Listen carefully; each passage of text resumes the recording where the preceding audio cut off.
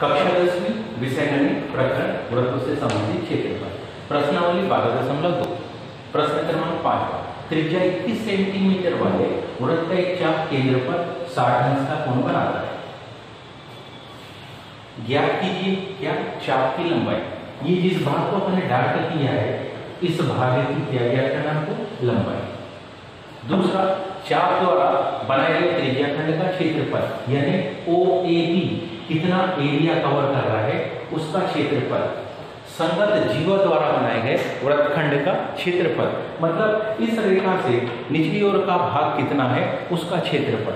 तो आइए एक एक को हम निकालें। क्रमांक जैसे हम निकाल गए क्या चाप की लंबाई। चाप की लंबाई को ज्ञात करने के लिए जो फार्मूला है हमारे पास C1 बराबर से थीटा बटे 360 गुणित 2 पाई। सारी माप हमारे पास है। कौन सी थीटा की माप है 60 अंश बटे 360 गुणित 2 पाई की माप है 22 बटे 7। त्रिज्या दी है 21। जब हम इसका विभाजन करेंगे तो 60 6 6 36 2 से 6 का विभाजन करेंगे 2 3 से 21 को काट देंगे कितने का 7 बार में और 7 से 7 कट गया तो क्या बचा 22 बचा। तो हमारे पास C1 बराबर से कितना 22 सेंटीमीटर यानी A से लेकर B तक की यह माप कितनी आ गई 22 सेंटीमीटर। पहली जानकारी अपने कंप्लीट की। अब दूसरी जानकारी चाप द्वारा बनाए गए काहे का त्रिज्या खंड का क्षेत्रफल। चाप द्वारा बनाए गए त्रिज्या खंड का क्षेत्रफल निकालना। क्रमांक 2 में चाप द्वारा क्या बनाए गए त्रिज्या खंड का क्षेत्रफल। चाप द्वारा बनाए गए त्रिज्या खंड का हम क्षेत्रफल निकाल रहे हैं जिसको मान लो अपन A1 कहते हैं। सीधा सा फार्मूला है वृत्त के क्षेत्रफल में थीटा बटे 360 का क्या कर दो गुणा। वृत्त के क्षेत्रफल में थीटा बटे 360 का क्या कर दे गुणा कर दे। मतलब A1 बराबर से थीटा की माप हमारे पास है। थीटा की माप हमारे पास है 60 बटे 360 गुणित पाई मतलब 22 बटे 7 आर मतलब 21 गुणित 21 ये माप है हमारे पास। 60 से 360 को हम काट देंगे 6 बार में पुनः ये 11 का हम कर देगा 3 एकम 3 और 3 7 21 7 एकम 7 7 एकम 7। जो बची माप है उसको ध्यान से देखें तो बची माप हमारे पास है A1 बराबर से क्या बड़ी माप है 21 छोटी माप है 11। इन दोनों का जब गुणा करेंगे A1 बराबर से 11 एकम 11 के खास नीचे 11 2 231 वर्ग सेंटीमीटर।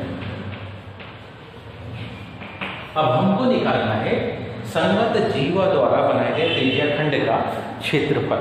उसको निकालने के लिए क्या करेंगे हम ये जो हमारे पास चाप द्वारा बनाए गए त्रिज्या खंड का क्षेत्रफल यानी कि A1 आया है उसमें से इस संपूर्ण त्रिभुज के क्षेत्रफल को घटा देंगे।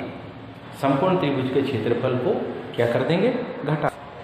तो क्या करना है हमको ये जो माप आई है इसमें से इस संपूर्ण त्रिभुज के क्षेत्रफल को घटा देना।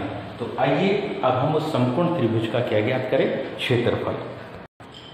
संपूर्ण त्रिभुज का क्षेत्रफल निकालने के लिए सबसे पहले इस अंदर के संपूर्ण त्रिभुज को अपन ने बनाया और इसमें हम एक रचना कर रहे हैं। ध्यान से देखिए हम यहाँ से इसके ऊपर एक लंब रेखा खींचते हैं। O बिंदु से AB के ऊपर क्या खींचा हमने एक लंब खींचा।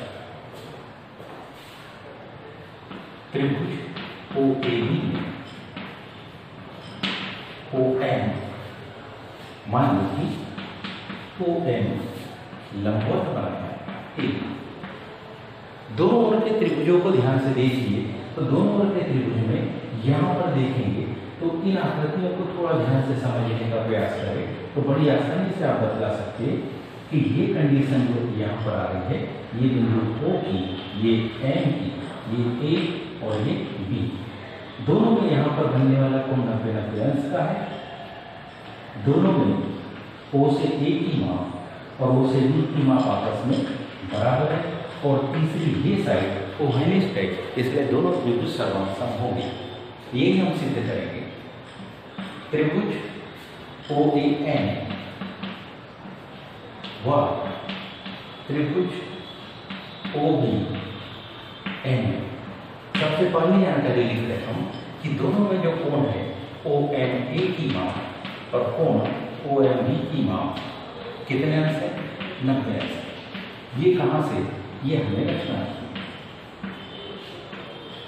दूसरी जो जानकारी है कि दोनों में O से A की दूरी और O से B की दूरी बराबर है। कितनी है? 21 सेंटीमीटर, कारण एक ही वृत्त की त्रिज्या है। और ये कर्ण की तुलना दोनों में कोण 90 अंश का बराबर है, दोनों में कर्ण बराबर है और तीसरी भुजा OM बराबर से OM के, इसको हम लिख रहे हैं कौन सी भुजा? ओघनिष्ठ भुजा। दोनों ही त्रिभुज की आकृति में ये ओघनिष्ठ भुजा है और यदि ये ओघनिष्ठ भुजा है तो इसका सीधा सा मतलब है दोनों त्रिभुज की आकृति OAN सर्वांगसम होगा त्रिभुज OBN के, और कारण के राइट एंगल हाइपोटेन्यूज साइड संपूर्ण कर्ण भुजा सर्वांगसमता से दोनों के दोनों त्रिभुज सर्वांगसम सिद्ध हो गए। और दोनों त्रिभुज सर्वांगसम सिद्ध हो गए, इसका मतलब है, अतः हम लिख सकते हैं कि ये जो A से M की दूरी है और B से M की दूरी है, ये भी आपस में बराबर होगी और ये AB की कैसी होगी? आधी होगी। कारण क्या? सर्वांगसम त्रिभुजों के कौन से? संगत है। सर्वांगसम त्रिभुजों के लिए संगत अवयव है। साथ ही साथ कोण कौन सा? EOM और कोण BOM, ये भी आपस में बराबर होगा। और किसके बराबर होगा?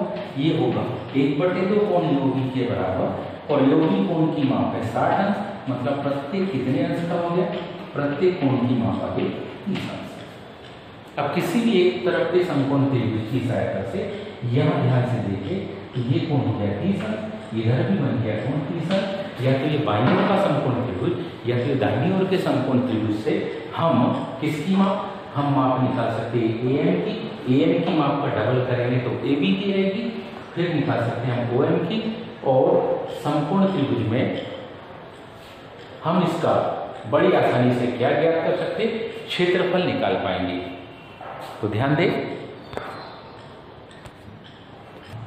समकोण त्रिभुज OMA लिखिए। समकोण त्रिभुज OMA में अगर ध्यान से देखें तो समकोण त्रिभुज OM में यहाँ कोण 30 अंश का बनता है, तो क्या? cos 30 अंश। ध्यान दीजिए यहाँ 30 अंश का कोण बन रहा, इसलिए OM भुजा आधार होगी। आधार कौन सी भुजा होगी? OM, और कर्ण भुजा OA ही होगी। cos 30 अंश की माप हम में से सब जानते हैं, कर्ण 3/2 होती है। OM की माप हमको पता नहीं है, लेकिन OA की माप पता है कितने? 21 जब इधर हो जाएगा तो किसकी माप आ गई? OM की माप आ गई। OM की माप हो गई 21 कर्ण 3/2। OM भुजा की माप आ गई 21 कर्ण 3/2 सेंटीमीटर। OM की माप आ गई। अब हमको निकालना है किसकी? AM की माप। इसी समकोण त्रिभुज में यदि हम sin 30 अंश का ये देखते हैं तो sin 30 अंश के सापेक्ष, तो ध्यान से देखिए, जैसे ही हमने OM को AB पर लंब डाला तो हमने पाया क्या कि OM यानी यहाँ 90 अंश का कोण है, यहाँ भी 90 अंश का कोण है। ये भुजा 21 सेंटीमीटर, ये भी भुजा 21 सेंटीमीटर, क्योंकि वृत्त की त्रिज्या आपस में बराबर होती है। और ओ एम दोनों में उभयनिष्ठ हो जाए तो दोनों सर्वांग हो गए। दोनों जैसे ही सर्वांग हो गए तो ये जो 60 अंश का कोण शीर्ष पर बन रहा वो दो बराबर भागों में बढ़ गया। कितने? 30 अंश में। ए बी भुजा भी दो भागों में बढ़ गई, ए से एम की दूरी और बी से एम की दूरी बराबर, क्योंकि सर्वांग त्रिभुजों के संगत अवयव आपस में बराबर होते हैं। अब हम इस 30 की सहायता से ओ एम और ए एम को ज्ञात करेंगे। तो कौन से त्रिभुज ए ओ एम क्या लिख रहे हैं हम? cos 30 अंश, क्योंकि कोण शीर्ष पर बन रहा है इसलिए आधार भुजा ओ एम होगी, आधार भुजा हमारे पास ओ एम होगी और कर्ण भुजा ओ ए। cos 30 अंश की माप कर्ण 3/2, ओ एम भुजा की माप पता नहीं है, लेकिन ओ ए की माप तो हमको पता है, तो ये 21 का कर्ण 3 में गुना हो जाता है। तो ओ एम भुजा की माप इस प्रकार से हमारे पास आ जाती है 21 कर्ण 3/2 सेंटीमीटर। ओ एम की माप जैसी है, अब हम ए बी की माप को ज्ञात करने के लिए सबसे पहले ए एम को निकालेंगे। तो हम sin 30 अंश लिख रहे हैं, 30 के सापेक्ष ए एम लंब भुजा है, ओ ए कर्ण भुजा है। sin 30 अंश मतलब 1/2। ए एम की माप यहाँ भी हमको पता नहीं है, लेकिन ओ ए की माप पता है कितने? 21। 21 का 1 में गुना हो जाएगा, तो इस प्रकार से ए एम हमारे पास आ जाएगी 21/2 सेंटीमीटर। अभी अपन जानते ए बी का आधा ए एम है, इसलिए यदि हम ए बी को लिखना चाहें तो 2 में 21/2 का गुना कर देंगे, तो इसकी माप कितनी रहेगी? ए बी की 21 सेंटीमीटर। अब हम ओ ए बी का क्षेत्रफल अगर निकालना चाहें, क्षेत्रफल त्रिभुज ओ ए बी हम में से सब जानते, बिल्कुल आसान सा फार्मूला 1/2 गुणे आधार गुणे ऊंचाई।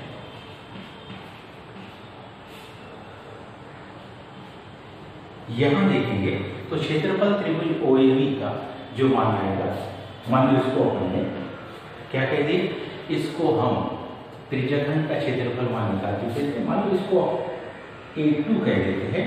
तो 1/2 आधार की माप हमारे पास, आधार यानी ए बी भुजा की माप है हमारे पास कितने? 21, और किसकी? ओ एम यानी कि ऊंचाई आ जाएगी, वो क्या आ जाएगी? 21 कर्ण 3/2। जब हम इसका गुना करेंगे तो A2 बराबर इसे हमारे पास आ जाएगा 2 दूनी 4, 21 का 21 में गुना होगा तो 4 × 41 कर्ण 3/4। क्योंकि हमारे पास किसके द्वारा? चाप द्वारा बनाए गए, क्योंकि किसके द्वारा? चाप द्वारा बनाए गए काहे का? त्रिज्याखंड का क्षेत्रफल, त्रिज्याखंड का क्षेत्रफल मान लो उसको हम A1 कह दें, वो आया हमारे पास कितना? 231 वर्ग सेंटीमीटर। तो इस 231 वर्ग सेंटीमीटर में से, मतलब इस पूरी माप में से जिसमें ओ ए बी पूरा एरिया शामिल है, उसमें से हम इस त्रिभुज के क्षेत्रफल को क्या कर दे? घटा दे। तो क्या रहेगा? संगत जीवा द्वारा बनाए गए, तो हमको मिल जाएगा क्या? संगत किसके द्वारा? जीवा द्वारा क्या बनाए गए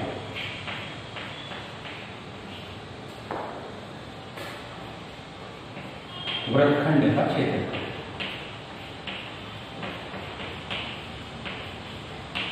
मान लीजिए A1 ये A2 था, तो ये क्षेत्रफल को हमने A कह दिया, तो हम क्या कर देंगे? A1 में से A2 को घटा देंगे, यानी इसमें से 231 में से इसको 441 कर्ण 3/4 को घटा देंगे, और घटाने पर ये माप इतने वर्ग सेंटीमीटर होगी। आपको ये प्रश्न समझ में आया होगा। आज के लिए